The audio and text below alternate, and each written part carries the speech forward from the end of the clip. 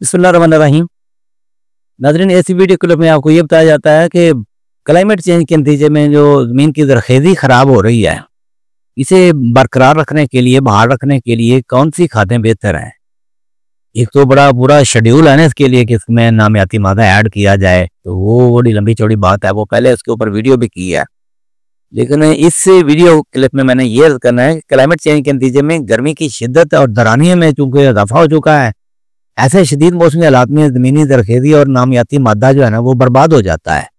Organic material level जो है हमारी ज़मीनों का पहले ही कम है, तो इतनी शदीद गर्मी में और कम हो जाता है, तो ज़मीन की माइक्रोबियल लाइफ जो है ना वो तो बुरी तरह तलफ हो जाती है।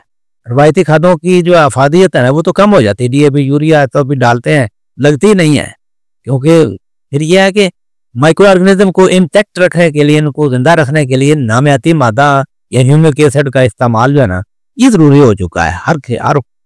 हर फसल में जो है ना ये ज़रूरी हो चुका है।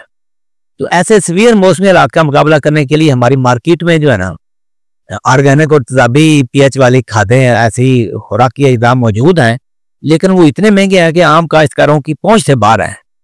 ऑर्गेनिक प्रोडक्ट्स जो है ना इनकी कीमतें कम करने की ज़रूरत है।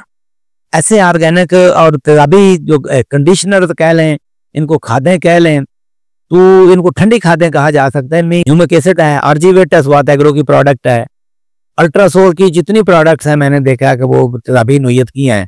SMC की डैपर और P44, इसके अलावा एंटी स्ट्रेसेस वगैरह, ये सारी वो चीज़ें हैं, ये ज़मीन का ज़ेवर है। ऐसे सीवियर हालात में ये चीज़ें हमारी मदद कर सकती हैं।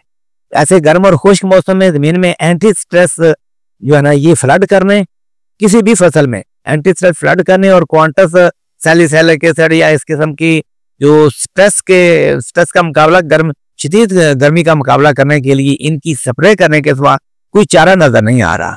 तो हुकूमत को चाहिए कि काश्तकारों की भलाई के लिए इन प्रोडक्ट्स में कोई सब्सिडी का बंदोबस्त करे, क्योंकि इनके सिवा जो है ना जो रवायती खादें वगैरह डालना जी ऑर्गेनिक मैटर का दावा के लिए ज़मीन को खाली रख कर उसमें जंतर उगाएं, ये करें वो करें, वो दौर गुजर गया हुआ है। अब ये प्रोडक्ट्स हैं लेकिन इनकी कीमतें ज़्यादा हैं।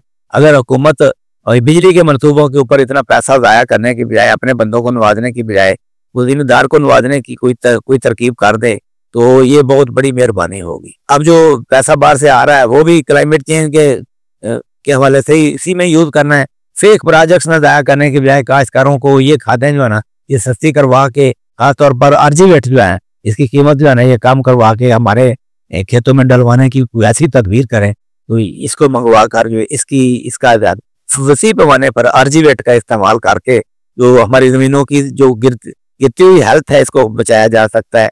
ज़मीन की डिप्लीट होती हुई ज़रख़ेज़ी जो है इसको बहाल रखा जा सकता है।